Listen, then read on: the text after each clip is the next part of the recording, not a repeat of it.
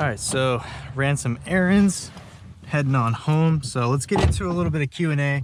I reached out to you guys on Instagram, and we're just gonna read some of the questions you guys have on the little Instagram Q&A post, and we'll answer them while I drive. By the way, I love reggae. That's like one of my favorite genres. That I pretty much listen to everything, but man, I love reggae. It's just so happy. So now that the compressor's done, the first question would be from Anthony, who has the blue supercharged S550, which hopefully you guys have seen on some of the videos.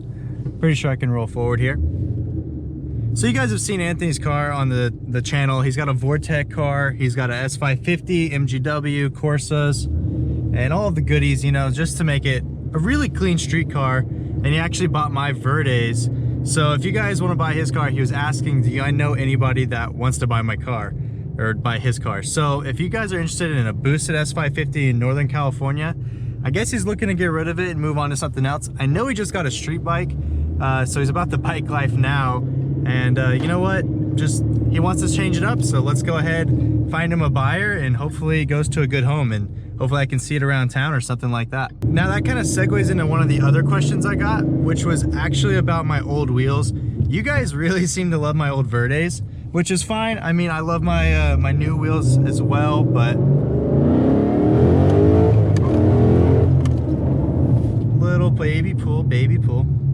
I love my new wheels, but you guys really seem to love the Verdes. I think it's just the black on black, which I really didn't want to keep doing anymore. Everybody does black on black. It looks so good. Nice F-150. It looks so good, and that's why everyone does it.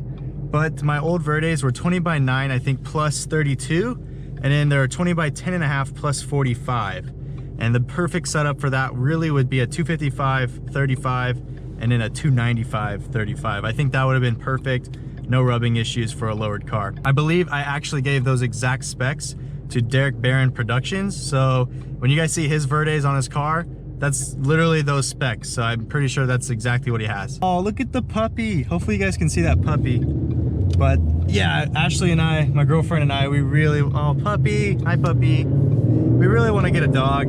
We actually already have like a breed like picked out and a name. We just need our own spot. So I really want to try to move out and get my own place here soon. So that way I can get my own doggy. But yeah, we have a name. It's like already planned. It's kind of like having a baby, but it's like a dog baby. Not having a baby for anytime soon. But you know what? I'll take on a dog when the time's right and we have a place for it. I also need to get one of those, which is a 15 to 17 F-150, so I can haul them. Because I'll let you guys know, it will be a big dog.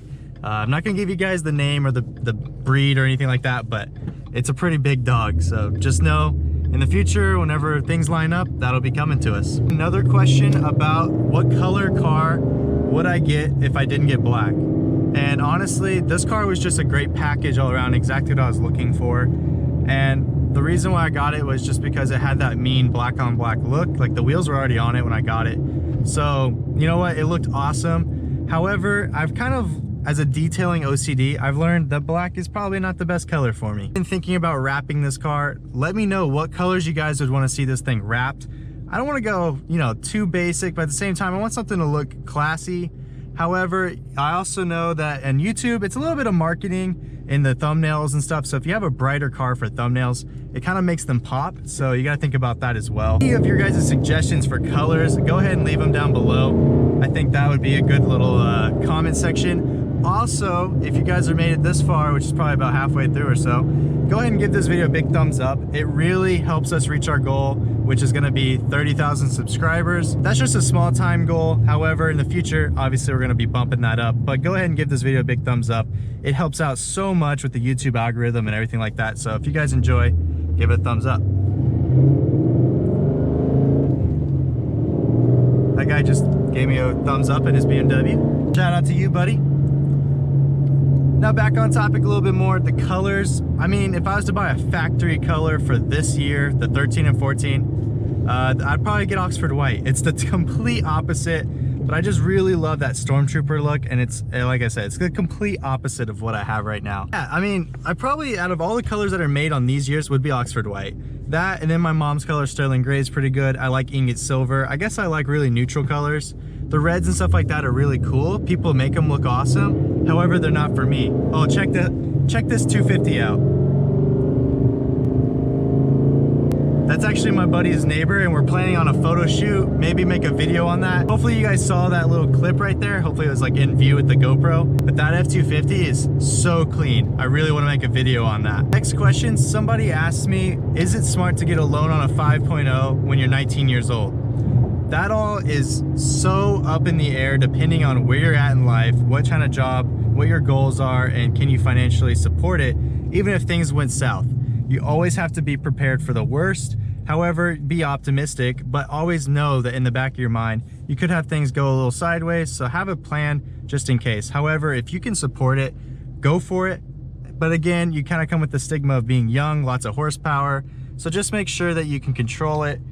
Don't end up like a meme, which I say to everybody, is just get the right suspension mods, get some good tires and get some traction, and you shouldn't have any problems. And then the next question somebody asked me is it worth it to get a premium? For me, it was not, because I have plans and I like to modify and do things my own way. Premiums come with a couple other things like great looking clusters, which you can also swap for about $400 or $500 max, absolutely max at $500. Don't let that deter you.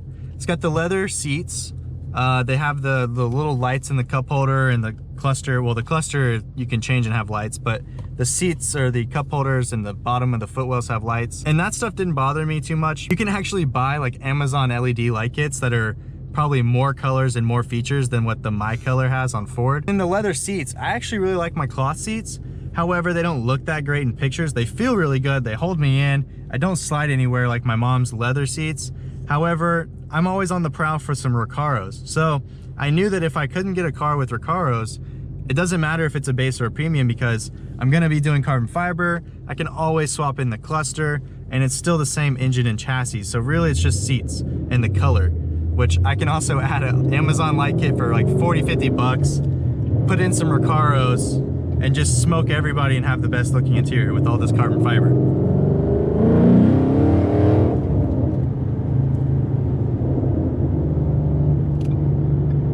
All right, let's go ahead and hop on the freeway. Take a turn. Mustangs can't turn, dude. Yeah, okay.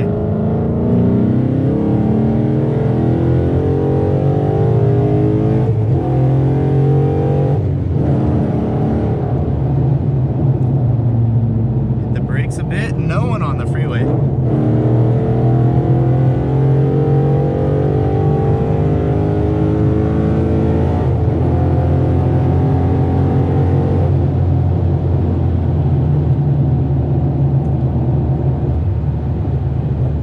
SVT, I'm calling you out for that 5.0, buddy. We're gonna have to run them here pretty soon, but I think this S197 is gonna show you what it's all about. Someone also said I need to collaborate with Nate Ryder. He's in San Diego, which is about 8 hours away. I'd love to do that. Maybe we can find a middle point and kind of meet up and make some videos. However, right now, I just don't want to drive this car 8 hours. I just am too busy. I have too much stuff going on, and that's like a full day of driving. It's 2 full days of driving if I drove all the way down and drove all the way up. However, if it's some big event, maybe like a collaboration with TJ Hunt or something like that, I would definitely, you know, go out of my way to make that happen. However, he has a sick GT500, so I know it'd be cool content for sure. So this one's a little bit more personal, but someone asked me what business am I into, because I graduated now and I've owned my business now for a little bit. But I actually do a lot of media stuff. So I do some advertising and marketing and media content making. So really what my business does is we create, we distribute, and we, you know, promote all of the media for certain businesses or brands. You know, if it's a new product coming out, we'll promote that and create media for it. If it's a new website created, we'll create the entire website and all the media. And then we can also help promote that website online through organic sales, you know, just being SEO, which is search engine optimization. It's just basically we just help businesses make more money. Love business. It's so much fun helping other people and creating just beneficial relationships.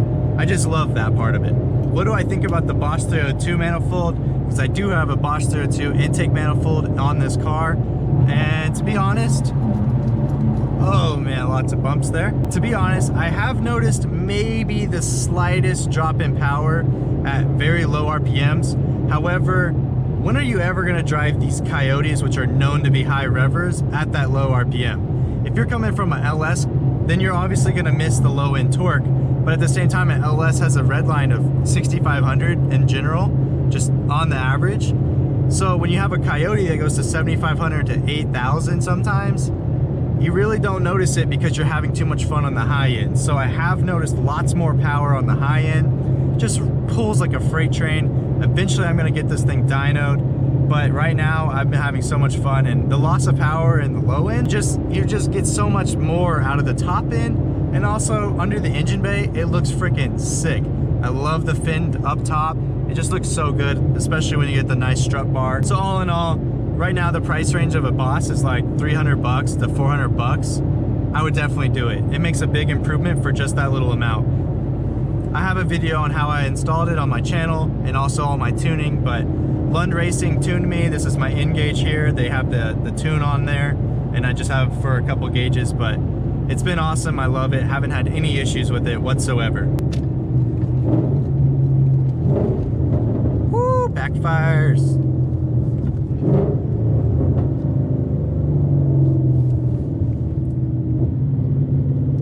Like I said, wrapping it up, give this video a big thumbs up, comment, and subscribe, of course, if you aren't already, and I'll catch you guys next time.